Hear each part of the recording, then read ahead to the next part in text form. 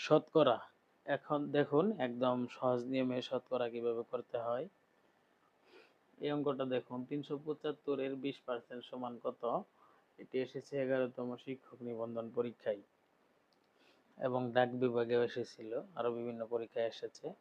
দেখুন এটি কিভাবে অল্প কয়েক সেকেন্ডে সমাধান করা যায়। ৩৭৫ এটি ধরেন 100%, যে কোনো সংখ্যা যখন থাকে সেটি ১০০% অবস্থায় থাকে।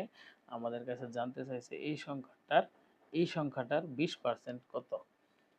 তাহলে আমরা এটা বের করার সহজ সমাধান হচ্ছে, এটি যেহেতু ১০০% আছে, তাহলে আমরা ১০০% সমান এই সংখ্যাটা লিখতে পারি।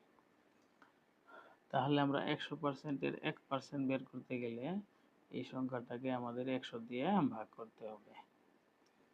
তারপর আমাদের জানতে চাইছে এটার 20% কত। এখন আমরা যদি 20% বের করতে চাই, ৩৭৫ পূরণ 20 ভাগ ১০০, এটা আমরা পূরণ করে নেই। ৩৭৫ 20 শূন্য শূন্য ৭ শূন্য শূন্য শূন্য শূন্য ৫ দোকানে 10 শূন্য, হাতের ১, ৭ দোকানে 14, আর ১ 15, হাতের ১, ৩ দোকানে 6, ১ 7, ৭৫০০। তাহলে ৭৫০০ ডিভাইডেড ১০০, শূন্য শূন্য কাটা, ৭৫ একে ৭৫। বাস, অঙ্ক হয়ে গেছে। এটি ৩৭৫ এর 20% হচ্ছে এই ৭৫। 20% ইকুয়াল টু ৭৫। কত ইজি দেখছেন?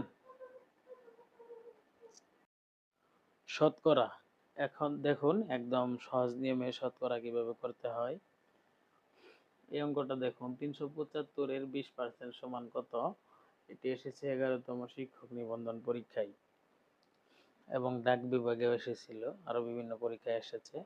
দেখুন এটি কিভাবে অল্প কয়েক সেকেন্ডে সমাধান করা যায়। ৩৭৫ এটি ধরেন 100%, যে কোনো সংখ্যা যখন থাকে সেটি ১০০% অবস্থায় থাকে। আমাদের কাছে জানতে চাইছে এই সংখ্যাটার 20% কত? তাহলে আমরা এটা বের করার সহজ সমাধান হচ্ছে, এটি যেহেতু ১০০% আছে, তাহলে আমরা ১০০% সমান এই সংখ্যাটা লিখতে পারি। তাহলে আমরা ১০০% এর 1% বের করতে গেলে এই সংখ্যাটাকে আমাদের ১০০ দিয়ে ভাগ করতে হবে। তারপর আমাদের জানতে চাইছে এটার 20% কত।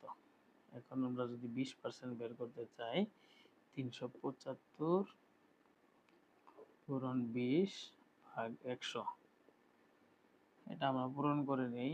৩৭৫ 20 শূন্য শূন্য ৭ শূন্য শূন্য শূন্য শূন্য